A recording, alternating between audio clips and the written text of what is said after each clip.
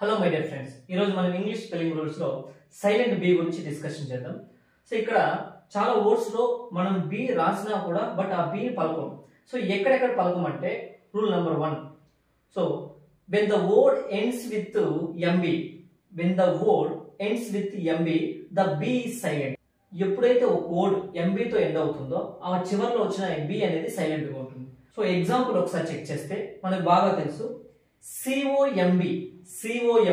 ఇక్కడ ఈ వర్డ్ మనకి చివర్లో MB తో ఎండ్ అయింది, M తర్వాత B వచ్చింది కాబట్టి B silent. So COMB is pronounced as comb. Next CLIMB. ఇక్కడ కూడా వర్డ్ మనకి MB తో ఎండ్ అయింది, సో ఇక్కడ కూడా B అనేది silent. So CLIMB is pronounced as climb. So ఈ విధంగా మనకు ఒక వర్డ్ చివర్లో MB తో కన్నా ఎండ్ అయితే అక్కడ B అనేది సైలెంట్. ఇంకొక పాయింట్ జాగ్రత్తగా గుర్తుపెట్టుకోవాలి, వర్డ్ ఎండ్స్ విత్ MB తో ఎండ్ అయినప్పుడు మాత్రమే B అనేది సైలెంట్.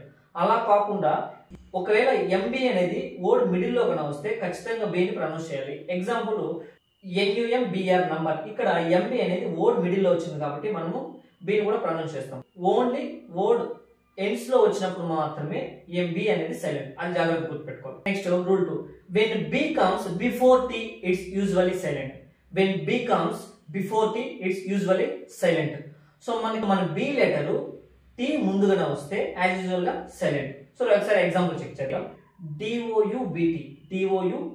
ఇక్కడ B అనే లెటర్ T లెటర్ కంటే ముందే ఉంది, సో ఇక్కడ B is silent. So pronounce చేస్తే ఏమొస్తుంది? DOUBT, doubt. నెక్స్ట్ అదే విధంగా DEBT. సో ఇక్కడ కూడా అంతే, B అనే లెటర్ T కంటే ముందు వచ్చింది, సో ఇక్కడ కూడా మనకి B అనేది silent. So DEBT, death. So ఈ విధంగా T లెటర్ ముందుగా B వస్తే, B is silent. Okay, simple గా వర్డ్స్ ఎండ్స్ లో M తర్వాత B వస్తే B సైలెంట్.